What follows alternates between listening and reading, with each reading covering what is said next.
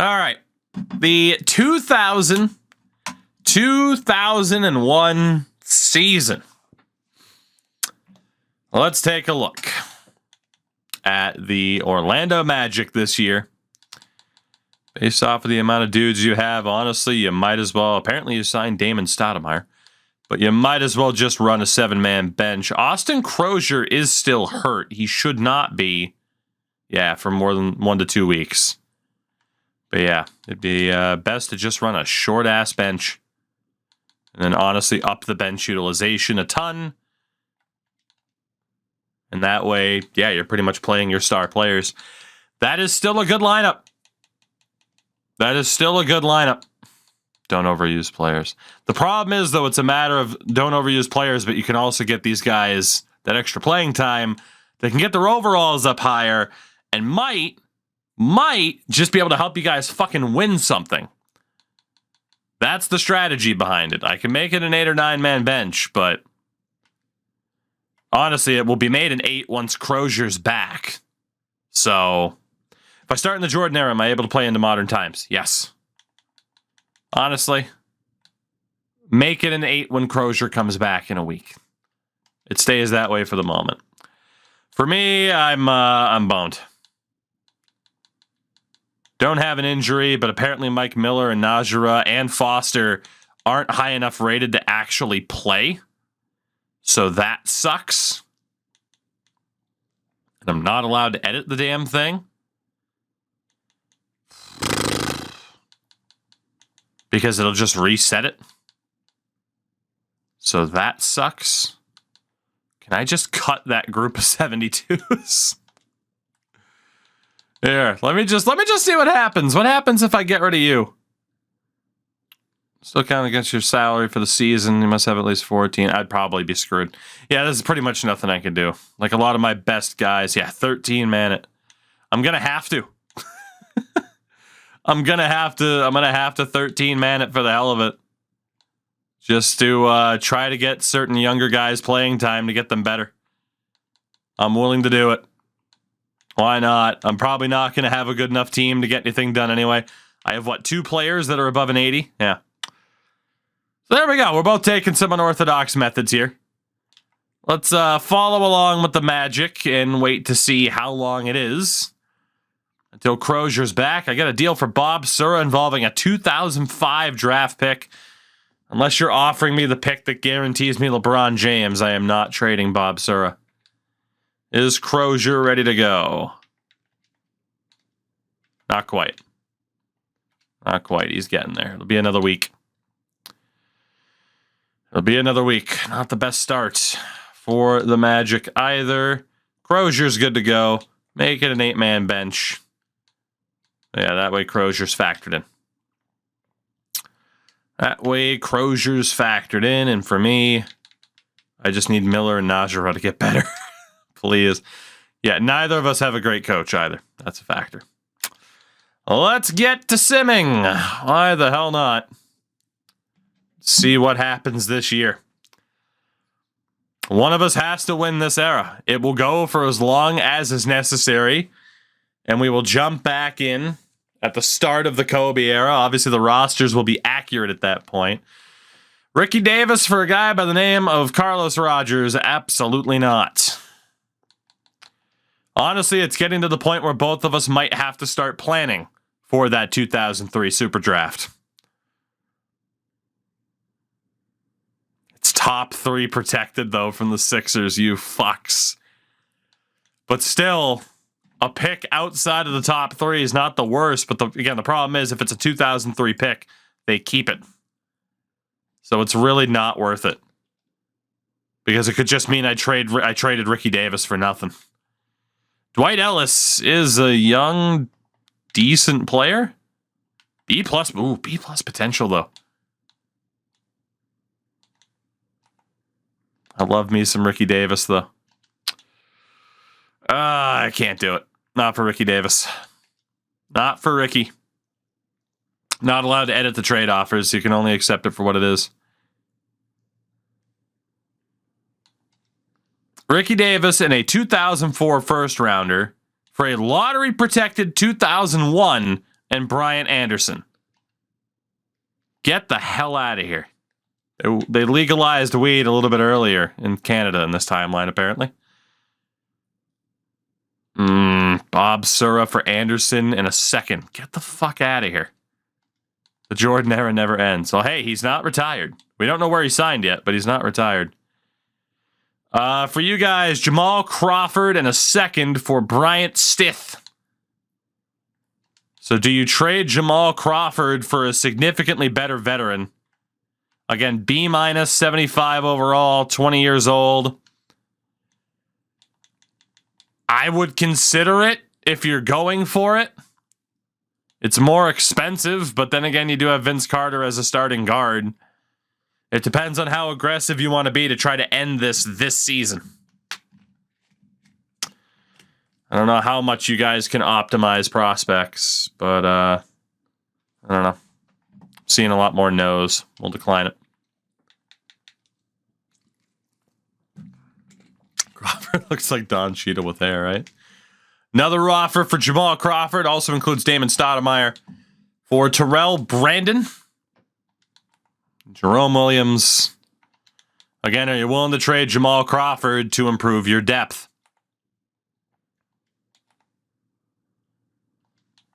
Crawford can play forward. All right, it's another nope. Jamal Crawford, close to untouchable for you guys. Fair enough. I don't know if you guys saw your record, but holy shit, are you terrible this year.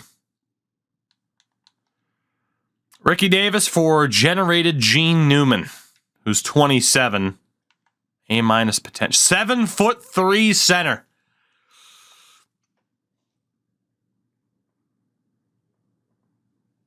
I love Ricky.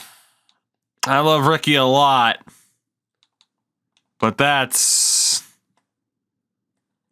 an interesting trade. I don't really have a guard unless it plays Bob Sura there, but I can't guarantee that it will. I do have Ratliff and Foyle. I'm going to say no, but damn, that's tempting. Damn, that was tempting. Ricky Davis for Georgie. No, it's not going to happen. Davis in a second for King and Sanders. Brandon King, 25. Darius Sanders is 30. People fucking want Ricky Davis, which makes me want to keep him more. Derek Fisher for a 2004 first-round pick. Fish is 26. You got the big man Georgie at 29. I mean, a 2004 draft is quite a ways away, but it is the Dwight Howard draft, among others. If I move Derek Fisher, it would move Bob Sura into my starting point guard spot. I think it was a 1-year deal for Fisher as well. Yeah, Fisher was just signed as an RFA. So there is a chance he could be leaving anyway at the end of this year. Get the big veteran center in Georgie. I think I got to take it. I think I have to take it. I do at least have Bob Sura. But it is true that Georgie's on a big contract, but not really. I mean, his salary is the exact same as Fisher. At least I have contract control. 7'7". Again, Derek Fisher's 26. I actually haven't checked to see if he'd be willing to re-sign at the end of the season. I think I have to take this. He's not a big point guy either. Like, he just doesn't go off like Sura does. I think I'm gonna take this. I am gonna trade Derek Fisher to the Utah Jazz for a 2004 first rounder unprotected. And Georgie, I believe it's Marijan. Let me know. But, yeah, that's a done deal. I'm going to take it. I'm going to move Derek Fisher over to Utah. I'm going to play a bit of the long game. The funny thing is, I have a winning record at 27-18. So that is risky. That is risky to trade Derek Fisher, but I was not impressed with his more recent performances anyway. Right now, just so we both know, contract extensions for you guys. All right, nothing we can do. Nothing either of us can do in terms of contract extensions. Let's keep it going. The deadline should be right here, right now. Another deal from the Jazz. This is from Mike Miller and a second for Keith Aldridge. That I am not going to do. And indeed, it is deadline day. So that's it. The Timberwolves, let's go to the All-Star break. Sit at 28-22. Not the best record since trading Derek Fisher. The Magic, for whatever reason, at 19-28, although you have really started to heat up since the past couple of, really the past week or so. So Steve Nash stayed, Iverson stayed. Penny makes another All-Star game. Mike Bibby's on the Sixers. I think he always was. In the West, fucking Kobe and Duncan. God damn it. But Jamal Mashburn makes the All-Star game. Look at the fucking Spurs. Jeez, I'm so screwed, man. Oh, my God. Vince makes another dunk contest, but let's be honest, we've learned our lesson. We've learned our lesson. And three-point contest, we have nobody in there, so. So, to look at the stats at the moment. For me, it's Mashburn's team. Apparently, D. Hansen's been playing quite a bit, but it's still Jamal Mashburn's team. For you guys, Dirk and Vince are still doing well. Jermaine's averaging almost 12 rebounds a game. It's honestly kind of surprising. Like, were there injuries?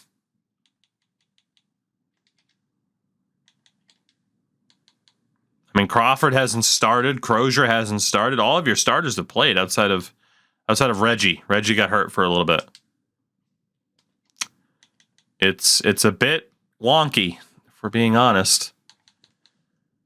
Apparently Jermaine's dropped 3 points this year.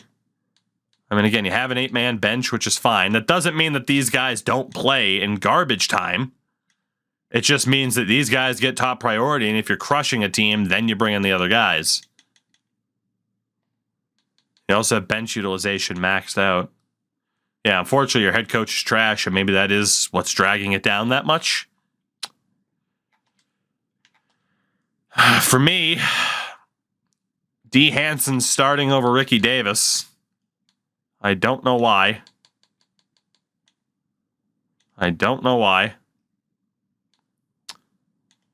A lot of my younger guys are getting better with the playing time. Not nearly fast enough, though.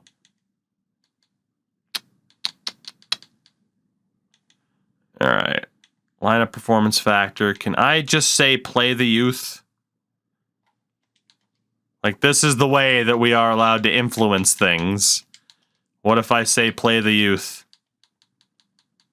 It just won't put Najera, Miller, and Foster into a situation. Again, the reason why we do that instead of actively moving people is we have it set to auto to handle injuries, so whenever an injury happens, it'll just fuck up what we do anyway, and we'll have to fix it a dozen times, which is brutal. We go lineup performance factor. I mean, it puts Mike Miller in, that's about it. At least it puts Miller into the equation, but yeah, nothing I can do for Najera or Foster. Well, that is pretty much what I'm going to do then is run exactly that and hope that that stays. Yeah, for you guys right now, it's just, you just need them to start winning. You just need them to start winning. You could drop the bench usage a little bit. If we drop it back to a 50. Penny plays a little bit less. Lewis plays a little bit more. And then Ward gets in over Doliak. Awkwardly enough.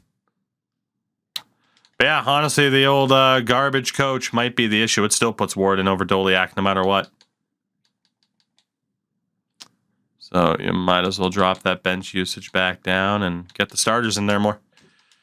So we'll go through the All-Star break, but the question is whether or not either of us will make the damn playoffs. I mean, we certainly should. One more check of contract extensions. Nothing to worry about. Let's see what happens. Let's see what happens. It's the early stages of 2001. I'm about to turn 7 years old. And the Magic are starting to figure things out. But can they figure it out in time? We'll take a look at the beginning of April, what the standings happen to be. Missing the playoffs for you guys would be an outright disaster. You're at 31 and 39. Currently the first team out.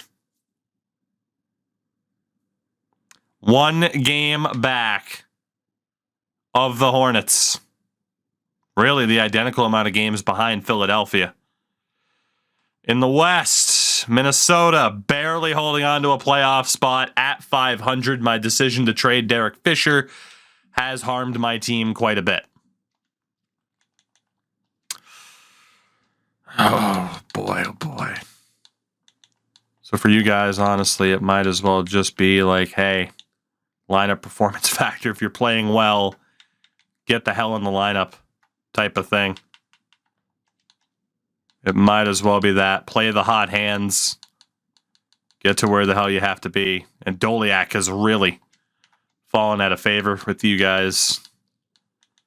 That has to be a morale thing, because, boy, for some of these guys, it's looking pretty rough all of a sudden. Jamal Mashburn is hurt. Yeah, that could really hurt my chances to make the playoffs if Jamal's out long term.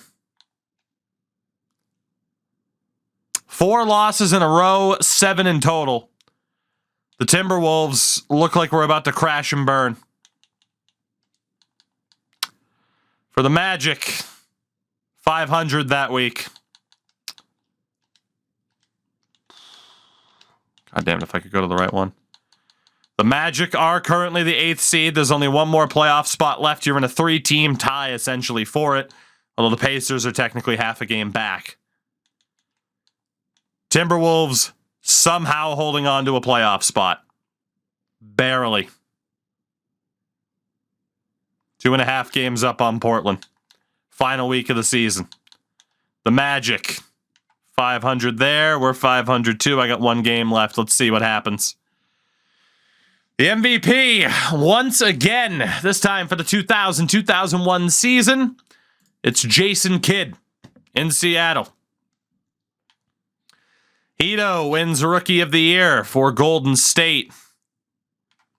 6th Man of the Year, Cuttino Mobley in Vancouver. Defensive Player of the Year, Kevin Garnett in Cleveland.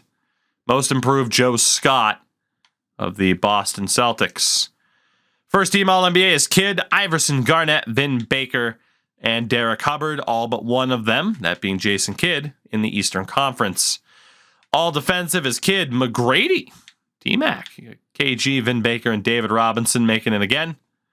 All rookie team, Marcus Fizer, Stromile Swift, Michael Redd, Kenyon Martin, and Hito. Minnesota and Orlando both make the playoffs. Myself as the 7th seed against San Antonio. Orlando could not defeat the 8th seed, so they become the 8th seed. They'll take on Philadelphia. We both made the playoffs by the fucking skin of our teeth. Can't get blue shelled if you are the blue shell. Vince Carter currently day-to-day with a knee injury.